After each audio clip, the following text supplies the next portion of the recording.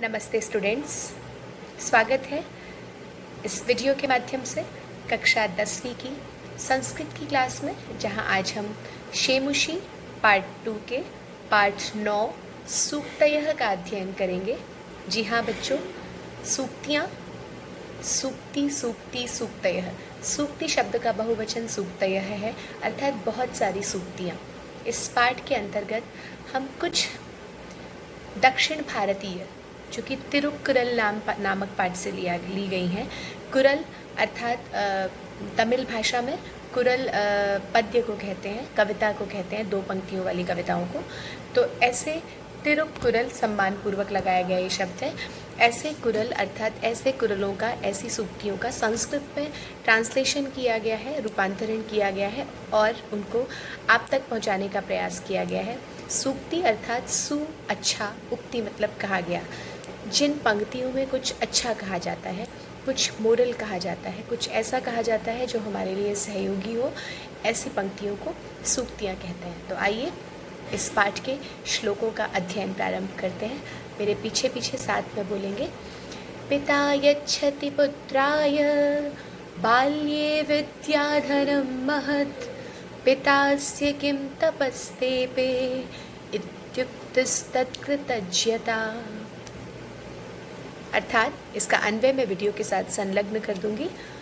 पुत्राय पिता यच्छति, यच्छ धातु के अर्थ में देना, यच्छ माने देना। यच्छ धातु के अर्थ में चतुर्थी विभक्ति का प्रयोग होता है। अभी हमने उपपद विभक्तियों में पढ़ा था, तो इसीलिए पिता पुत्राय यच्छति, पिता पिता के द्वारा, पुत्राय पुत्र के लिए, यच्छति दिया जाता है। क्या? बाल्ये, बाल्यकाल में। बाल्य यहाँ पर सप्तमी का एक वचन है। बाल्यकाल में विद्याधनम महत्, विद्या रूपी महत्, सबसे बड़ा जो धन है वो पिता द्वारा पुत्र को दिया जाता है। पिता अस्य किम तपस्तेपे, अस्य इस पुत्र के, अस्य इति सर्वनाम पदम कस्मै प्रयुक्तम? हाँ जी, पुत्रस्य कृते प्रयुक्तम, पुत्राय कृते प्रयुक्तम या पुत्र कृते प्रयुक्तम।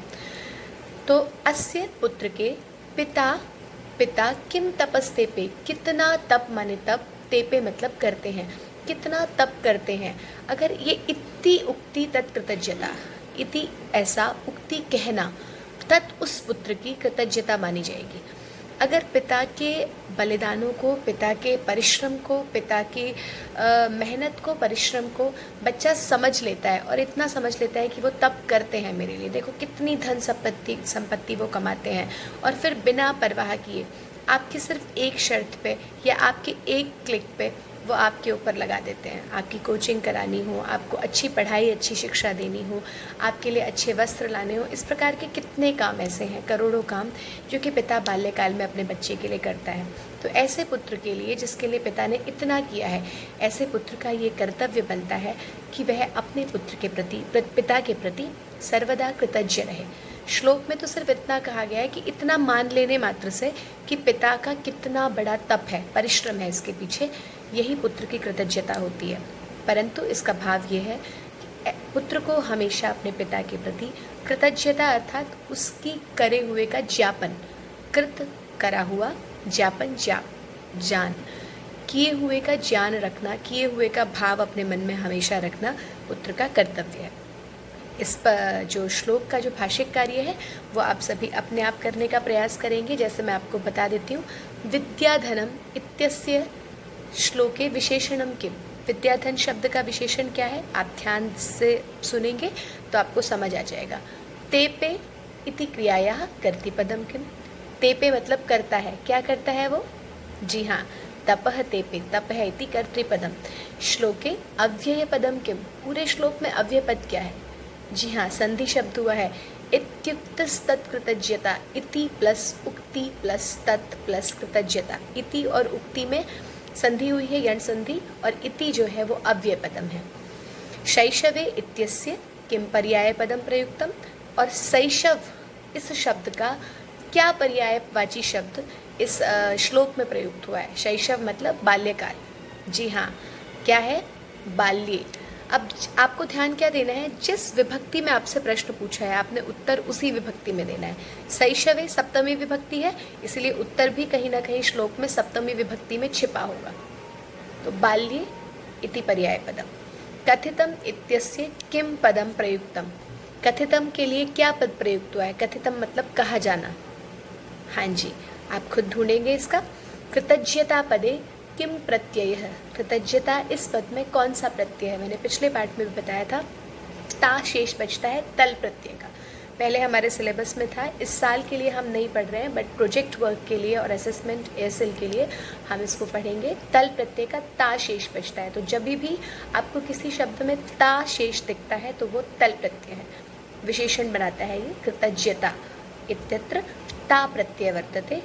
अस्येति पदे कह मूल सर्वनाम पदम, कहा है ना, पितास्य किम तपस्ते पे, पिता प्लस अस्य, यहाँ पर अवग्रह चिन्ह आया है, पूर्व रूप संधि हुई है। पिता इस पुत्र को, पिता इस पुत्र को ये समझना चाहिए, तो किस पुत्र को? अस्येति शब्द से मूल सर्वनाम पदम किम, जी हाँ, इदम। इदम शब्द के शब्द रूप चलते हैं, अस्य वहाँ की षष्ठी विभक्ति का एक वचन है। उसके बाद आता है यच्छति पदे का मूल धातु। यच्छति जो शब्द है इसमें मूल धातु क्या है? आप लोग आंख बंद करके यच्छ लिख देंगे, जी नहीं, मैंने कहा था ना अपसारण हो जाता है। यच्छति का जो ऋट लकार है वो दास्यति बनता है, तो इट मीन्स जो मूल धातु है वो दा है। तो जो आपका दा का जो कर्मवाच्य बनेगा वो दीयते बनेगा, ठीक है। तो दा मतलब देना, देना शब्द का जो कर्मवाच्य धातु बनेगा वो दीयते बनेगी और लट लकार में, और जो लट लकार में नॉर्मल धातु बनेगी वो यच्छति बनेगी, दायति नहीं बनेगी। अगले श्लोक का अध्ययन करते हैं, है ना कितना अच्छा श्लोक। अपने पिता के प्रति हम सभी को कृतज्ञ भाव रखना चाहिए। अग्रिम श्लोक, अवक्रता यथा चित्ते वा तथा वाची भवेत् यदि तदेवाहुः महात्मानः समत्वमिति तथ्यते। इस श्लोक में आप इन सभी श्लोकों का प्रसंग भी लिखेंगे, संदर्भ भी लिखेंगे जहाँ से लिए गए हैं। प्रसंग क्या है इस श्लोक का, कि प्रस्तुत श्लोक में एक महात्माओं ने समत्व किसको माना है, इस बात को समझाने का प्रयास किया गया है। यथा चित्ते अवक्रता, जिस प्रकार चित्ते, मनुष्य के चित्त मतलब हृदय में, अवक्रता, अवक्रता वक्रता कहते हैं कठोरता, तो अवक्रता क्या है? सरलता।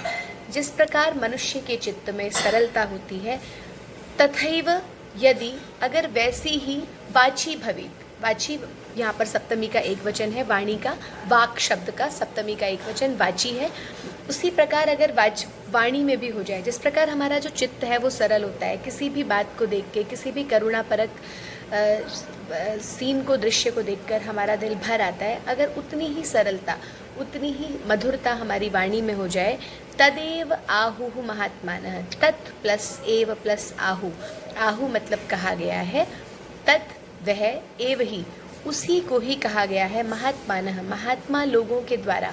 महात्मा शब्द का बहुवचन है प्रथमा विभक्ति का, महात्मा महात्मा महात्मानः, महात्मा महात्मानौ महात्मानः, महात्माओं के द्वारा उसी को समत्वमिति तथ्यते, समत्वम प्लस इति, समत्व ऐसा तथ्यते, तथ्यतः अर्थात वास्तव में, ठीक है। तो अगर जैसा हमारा चित्त सरल है, अगर वैसे ही हमारी वाणी भी सरल होगी, इसी सरलता को, चित्त और मन की सरलता को महात्माओं के द्वारा समत्व कहा गया है, एक जैसा समरूपता कही गई है। तो हमारे मन में जैसा भाव हो, अगर वैसा ही अच्छा शब्द हम वाणी से बोलें, और जैसा हम वाणी से अच्छा बोलते हैं अगर वैसी ही सरलता हम अपने चित्त में रखें, दोनों ही बात पूर्ण तरह से एक दूसरे पर आधारित है, आश्रित है। वाणी में जिस प्रकार हम सरल हैं, जिस प्रकार हम वाणी से मधुर बोल रहे हैं, अगर वैसी ही मधुरता हमारे चित्त में रहेगी, अर्थात दोनों की समरूपता, मन, वाणी, और तीसरी चीज़ आती है कर्म। अगर इन तीन चीज़ों की हम समरूपता रखते हैं, एकता रखते हैं, तो हम समत्व में रह पाते हैं। मनसा वाचा कर्मणा, मन, वाणी और कर्म से एक सा रहना। अग्रिम श्लोक को पढ़ते हैं, इसके भाषिक कार्य को मैं आपके साथ वीडियो के साथ संलग्न करूंगी, एक बार बोल देती हूँ, आप सभी स्वयं से इसको करेंगे। महात्मानः इति पदे कह मूल शब्द, महात्मन, ठीक है, महात्मन शब्द है, उसके शब्द रूप चलते हैं महात्मा, महात्मानौ, महात्मानः। यथा पदस्य विपर्यय पदम किम, जैसे यथा होता है उसका जो विलोम शब्द है वो क्या होना चाहिए? पाठ में देखो, आपने अव्यय पदों में भी पढ़ा है, जी हाँ। श्लोके वाण्यः इति पदस्य किम पर्याय पदम प्रयुक्तम, वाणी के लिए वाण्यः सप्तमी का एक वचन है, तो मैंने आपको बताया भी था कौन से कौन सा शब्द है जो सप्तमी के एक वचन में वाक का प्रयोग हुआ है, वही इसका पर्याय पद होगा। भवेत इति क्रियापदस्य कर्तृपदम के, क्या कहा है, अवक्रता यथा चित्ते तथा वाची भवेत। क्या भवेत, अब अवक्रता, तो अवक्रता इति कर्तृपदम। वाची पद एक का विभक्ति, मैंने आपको पहले भी बताई थी कौन सी विभक्ति है वाची शब्द में।